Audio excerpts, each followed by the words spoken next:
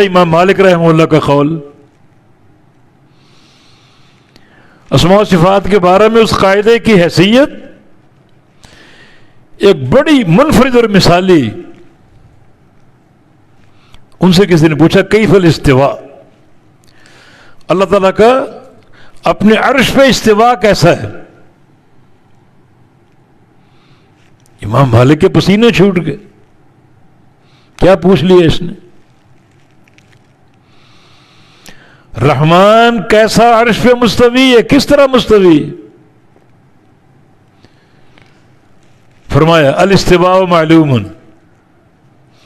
اللہ تعالیٰ کا عرش پہ استواء معلوم ہے. معلوم ہونے کے دو معنی، ایک یہ کہ ثابت ہے کہ اللہ تعالیٰ عرش پہ مستوی، اور الرحمن علی العرش استوى ثابت ہے.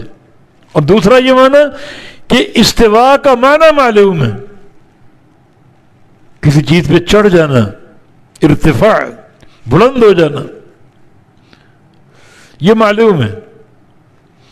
استواء ثابت ہے اور استواء کا معنی لغت میں معلوم ہے. والکیف مجہول، لیکن استواء کی کیفیت معلوم نہیں. یعنی اللہ تعالیٰ نے یہ تو بتایا اپنے بارے میں کہ میں عرش پہ مستوی ہوں، لیکن یہ نہیں بتایا کہ میں کس طرح مستوی ہوں. جو چیز بتا دی اس پر ایمان ہے، جو چیز نہیں بتائی وہ اللہ کے سپرد ہے. جب استواء معلوم ہے فالایمان بہ واجب، تو اللہ کے عرش پہ مستوی ہونے پر ایمان لانا واجب. والکیف مجہول، کیفیت مجہول ہے، کیفیت نہیں بتائی. بس سوال ہونا بدعت، اور کیفیت کے بارے میں سوال کرنا بدعت. یہ آیت نبی علیہ السلام پر اتری کہ رحمان عرش پہ مستوی ہے. کسی صحابی نے سوال کیا کہ اللہ تعالیٰ کا عرش پہ استواء کیسا ہے؟ یہ سوال ہی بدعت. امام مالک کے قول کا خلاصہ کیا ہوا؟ اللہ عرش پہ مستوی ہے، یہ بات ثابت ہے. استواء کا معنی معلوم ہے. جب ایک چیز ثابت ہے، معنی معلوم ہے، تو اس پر ایمان لانا واجب ہے. لیکن کیفیت معلوم نہیں، کوئی نہیں جانتا، تو پھر کیفیت کا سوال کرنا بدعت ہے. کتاب و سنت کے مزاج کے خلاف ہے. اور امام مالک رحمہ اللہ اس طرح اس اپنے شاگرد پہ جس نے یہ سوال کیا تھا غضبناک ہوئے. فرمایا کہ ما رأیت اسوأ منک قط،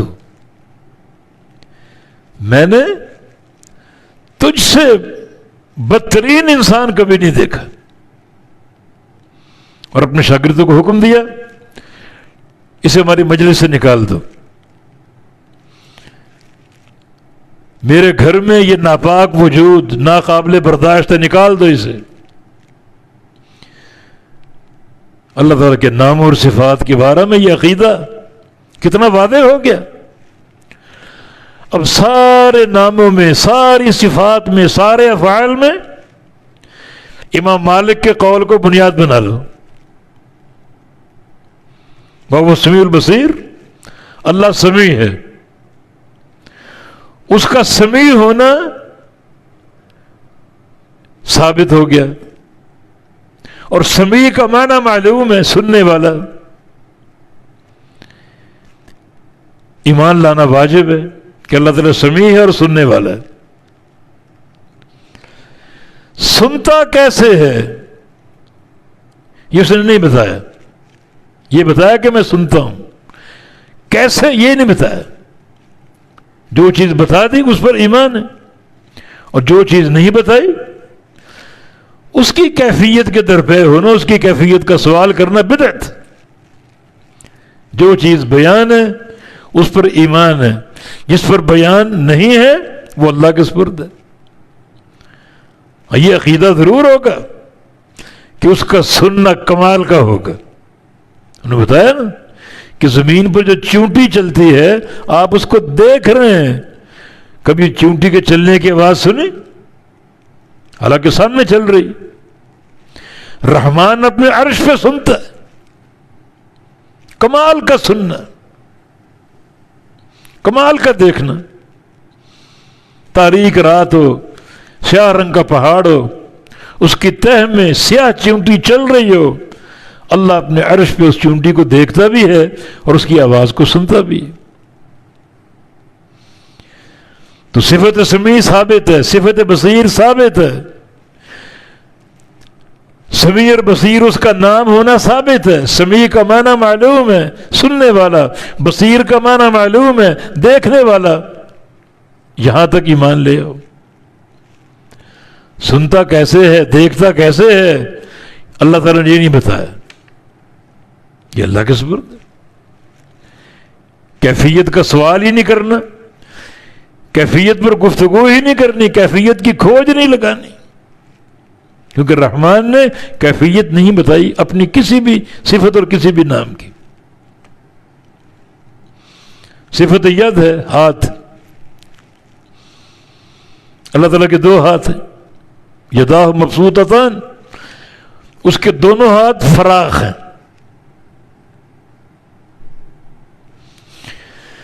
آدم علیہ السلام کو اپنے دونوں ہاتھوں سے پیدا کیا، بنایا، دو ہاتھ ثابت ہیں کئی نصوص سے۔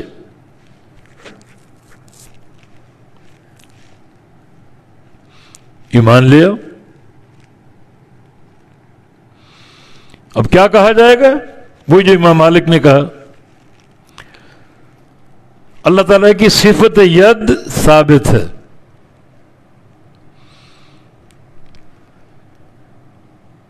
ثابت ہے تو اس پر ایمان ہے۔ ید کا معنی کیا؟ ہاتھ، یعنی معنی معلوم ہے، اس کے ہاتھ پر ایمان ہے کہ اس کا ہاتھ ہے، اس کے دو ہاتھ ہیں۔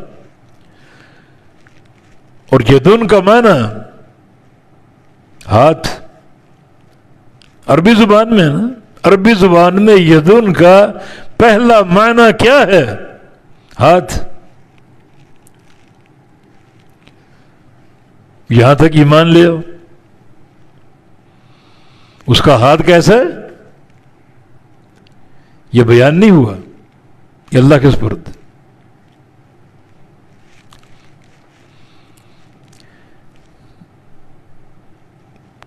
کیا اس کا ہاتھ مخلوقات جیسا ہے؟ نہیں، کیونکہ لیس کمثلہ شیء۔ اس جملے کو ہمیشہ اپنے سامنے رکھو، وہ تشبیہ سے پاک۔ ہاتھ کیسا؟ جیسا اس کے لائق۔ سارے اسماء و صفات میں اسی طرح کلام کرنا ہے اور ایمان لانا ہے۔ جب ایمان ان سارے انحرافات سے پاک ہوگا، جیسے سلف صالحین کا ایمان تھا، صحابہ کا ایمان تھا، تو یہ ایمان بندے کے لیے شرف کا باعث ہوگا، اللہ کی رضا کا باعث ہوگا۔ نبی علیہ السلام کی حدیث ہے، ان للہ 99 اسما من احصاها دخل الجنہ۔ اللہ تعالیٰ کے 99 نام ہیں، جو ان کا احصاء کر لے وہ جنتی۔ احصاء کا معنی کیا ہے؟ یعنی پڑھنا، سمجھنا، اس طریقے پر ایمان لانا جس کی وضاحت امام مالک کے قول میں یہ احصاء ہے۔ رحمان کے جو نام قرآن میں ہیں، حدیث میں ہیں، جو صفات قرآن میں، حدیث میں، سب ثابت ہیں، ہمارا ان پر ایمان۔ ان سارے ناموں اور صفات کا معنی ہمیں معلوم ہے، ان سارے ناموں اور صفات کی کیفیت معلوم نہیں۔ تو اللہ تعالیٰ نے جو بتا دیا اس پر ایمان ہے، جو نہیں بتایا وہ اللہ کے سپرد ہے۔ مگر ساتھ یہ عقیدہ کار فرما رہے گا کہ وہ بے مثل ذات ہے اور اس کے سارے نام، سارے صفات، سارے کام معنوی اعتبار سے کمال ہی کمال، ان میں کوئی نقص نہیں، کوئی کمی نہیں۔ اور اگر کسی نام میں اشتراک ہے تو لفظی محض لفظی اشتراک ہے.